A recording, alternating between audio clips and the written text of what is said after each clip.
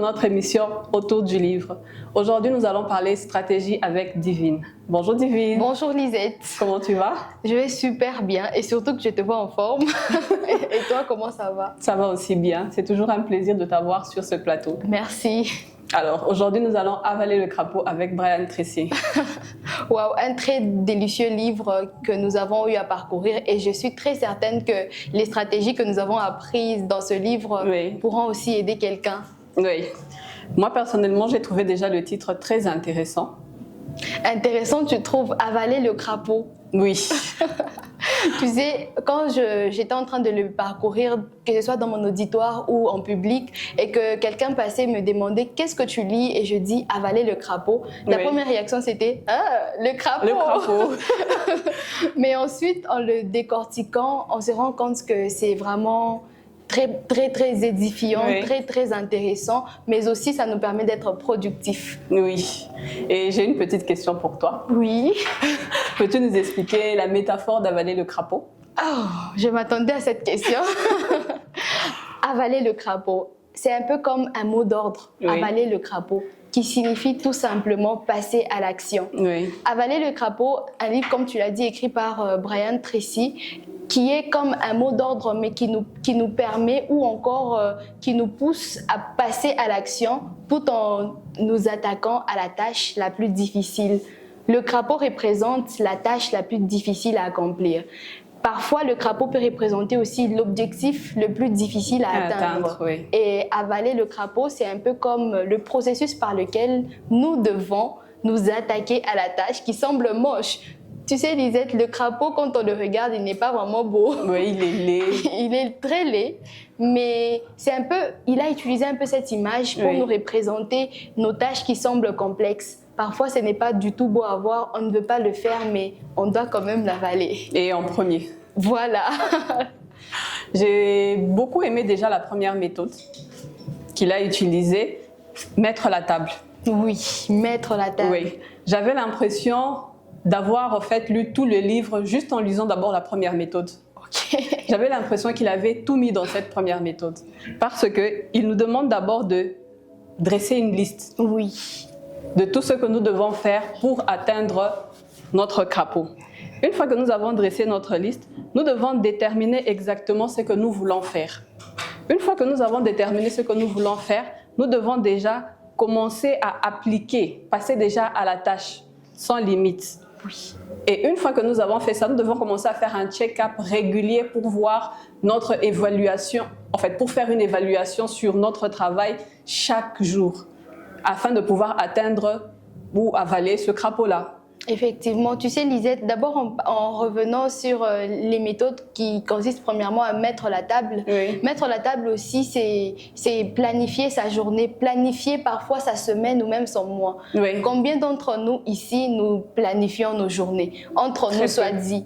Très peu de personnes planifient leur journée à l'avance. Généralement, c'est le matin quand on se réveille et on se rappelle « Ah tiens, aujourd'hui j'ai un rendez-vous. Tiens, aujourd'hui je dois faire ci, je dois faire ça. » Alors que nous devons au préalable planifier à l'avance nos semaines, nos journées. Nous savons que tel jour, à telle heure, je dois faire ci, je dois faire ça. Ça nous permet déjà comme de dresser la table afin de mieux consommer. Permettre de consommer. Effectivement. Et il insiste vraiment sur le moment où nous devons planifier. Effectivement. De préférable le soir, et si nous n'avons pas pu le faire le soir, nous pouvons le faire le matin, pas au cours de la journée. Et tu sais Lisette, parlons même du matin et du soir. Tu sais, ce sont des moments plus stratégiques. Le cerveau est un peu plus frais le matin. Oui. Quand on se réveille, d'ailleurs dans le livre même, je pense au chapitre 14 ou 15 si je ne me trompe pas, il dit ceci, généralement nous sommes performants lorsque nous sommes au top de notre énergie. Oui. Ça veut dire après un bon repos, on peut être très productif. Oui. Moins on se repose, moins on est productif. Mais aujourd'hui, nous permettons de dormir à n'importe quelle heure, nous nous réveillons à n'importe quelle heure et on passe à l'action comme ça. Nous vivons un peu comme dans l'inconscience. Vraiment, nous devons sortir de cela. Être productif revient aussi à planifier lorsque le cerveau est vraiment encore frais. Le matin, par exemple, Oui. on se réveille, on n'a pas encore beaucoup d'embrouilles, on n'a pas beaucoup de messages sur nos téléphones. Oui. Ainsi, nous sommes frais et on peut être là, planifiant notre journée, planifiant même notre semaine. Oui, et il a insisté sur le fait de planifier. Planifier nous fait gagner en temps. Voilà. Parfait. En passant, Lisette, ça me rappelle un autre livre lu et l'auteur disait 10 minutes de ton temps que tu utilises pour planifier te fait gagner 90% dans l'exécution. Apparemment, tu connais. Voilà, ça te fait gagner 90% dans l'exécution. Oui. 10 minutes de préparation te fait gagner 90% de temps quand même. C'est gigantesque. Oui, ça fait la différence, totalement. Et il y a aussi un autre principe qui m'a frappée, c'est considérer les conséquences. Oui. On a souvent tendance à repousser les tâches, à repousser certaines choses que nous devons faire sans tenir compte des conséquences qui vont suivre après si nous ne passons pas à l'action. Tu sais, la procrastination, Lisette, c'est devenu le quotidien de plusieurs personnes. Oui. Parfois même inconsciemment, nous avons tendance à repousser, à procrastiner. C'est devenu tellement conscient, ça s'est tellement ancré dans notre mode de vie que ça devient normal.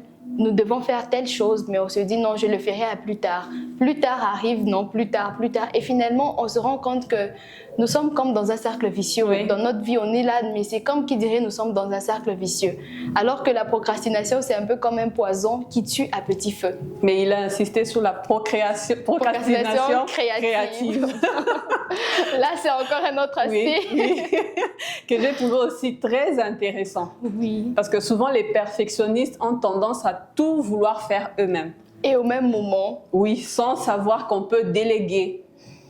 Et c'est toujours mieux de déléguer les tâches qui ont un moindre conséquence. Effectivement. Parce que même si elles ne sont pas faites, elles n'ont pas un grand impact en fait dans notre tâche. Et tu sais, tout ça, ça revient au fait à distinguer c'est quoi qui est vraiment prioritaire en ce moment-ci. Oui. Lorsqu'il parle de la procrastination créative, il nous incite à parfois déterminer les éléments qui ne vont pas trop peser et on le repousse à plus tard. Par exemple, Lisette, tu es en train de lire et tu as un message. Bon, je ne sais pas si cet exemple pourra s'adapter, mais je crois que oui. Il y a des messages qui entrent sur ton téléphone. Oui. Au lieu de pouvoir arrêter d'abord de réviser ton cours ou par exemple de te focaliser sur ce qui est important, commence par appliquer la procrastination créative. Oui. Donc, tu repousses à plus tard le téléphone, par exemple, mais tu restes focus sur ce que tu fais. Oui. Il faudrait vraiment que nous, jeunes, nous, papa, maman, tels que nous sommes, nous sachions distinguer la priorité des choses. Qu'est-ce qui est prioritaire en ce moment-ci et remettre à plus tard ce qui n'est pas vraiment. Ce qui n'est pas vraiment. Et en parlant de remettre à plus tard, il a parlé d'une nouvelle méthode. Oh, laquelle? Le ABCDE. Oh, oui, je crois que je l'ai même noté. Qui est tout autant aussi intéressante. Dans la méthode ABCDE, il dit la tâche 1, c'est la tâche la plus importante à faire, qu'il considère comme étant le crapaud. Voilà. Et cette tâche doit être faite en priorité. La tâche B est la tâche importante, mais dont les conséquences sont moindres. On peut la faire même après. La tâche C, c'est une tâche agréable à faire, mais sans grandes conséquences. La tâche D, c'est la tâche à déléguer.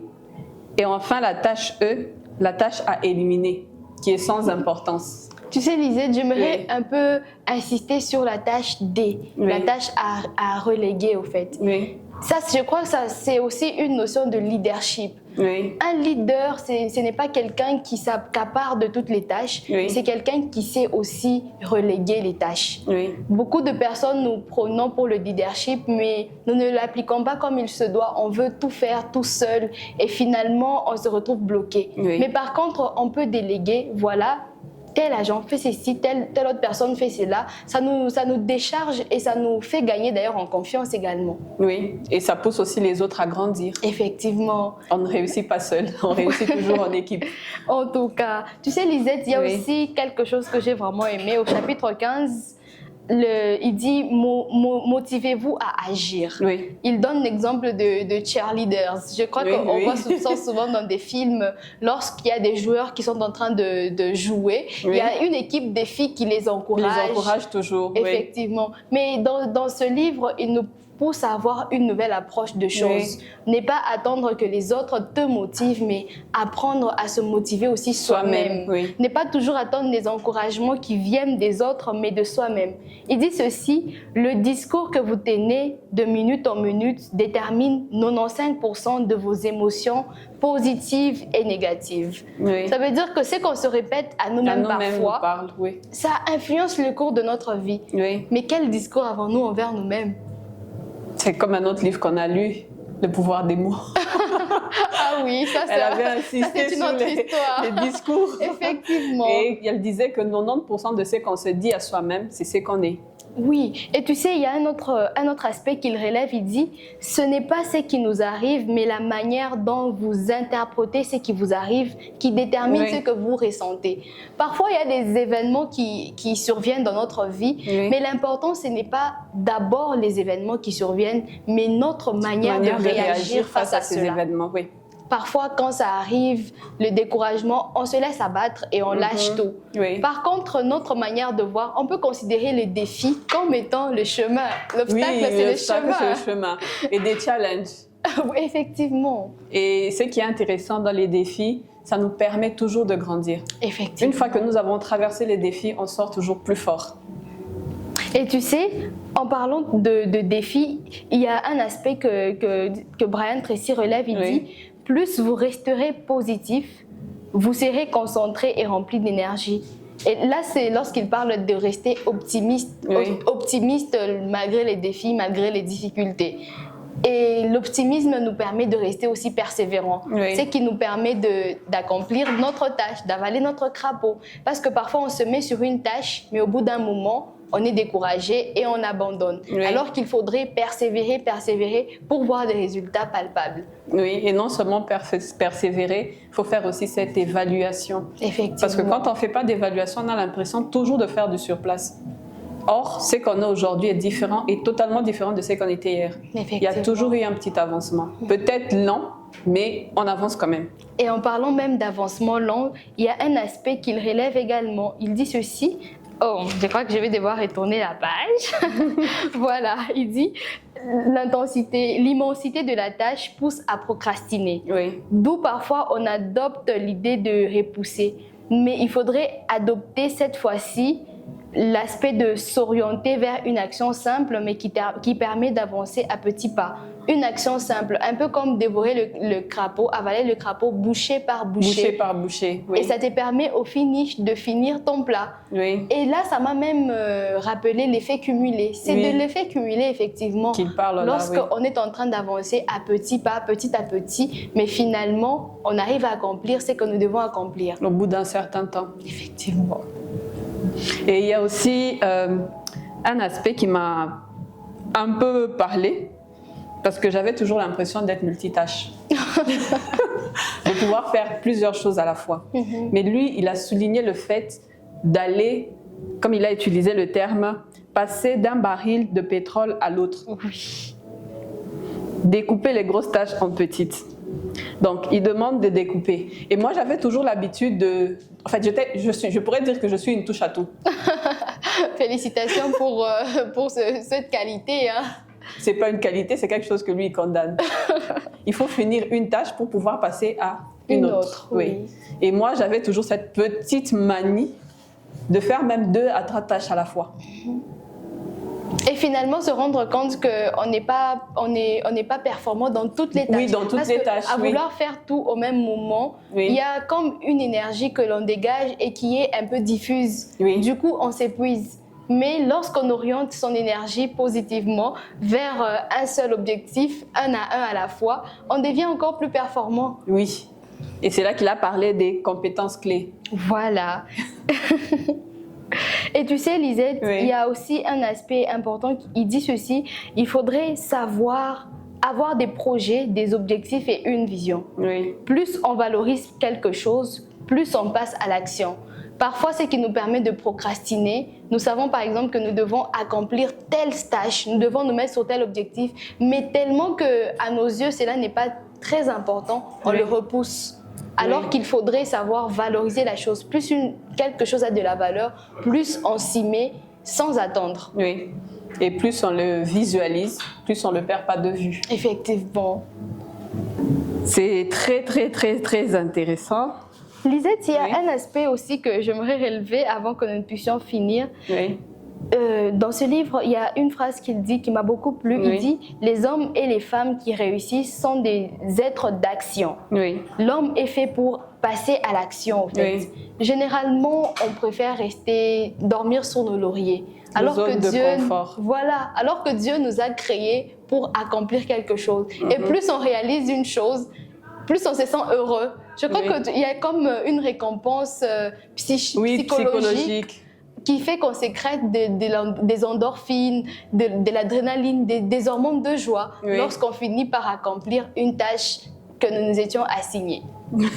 Divine, c'était un plaisir d'avoir encore présenté cette émission avec toi. Et dire qu'il y a encore tellement à dire. Oui, mais malheureusement, nous sommes butés au temps. Nous avons parlé aujourd'hui du livre « Avaler le crapaud » qui est un livre stratégique pour pouvoir lutter contre la procrastination et ainsi augmenter la productivité. Nous espérons qu'au travers de cette émission, vous pouvez le lire et non seulement le lire, mais l'appliquer dans votre vie. Merci de nous avoir suivis sur Hosanna TV, c'était Autour du livre.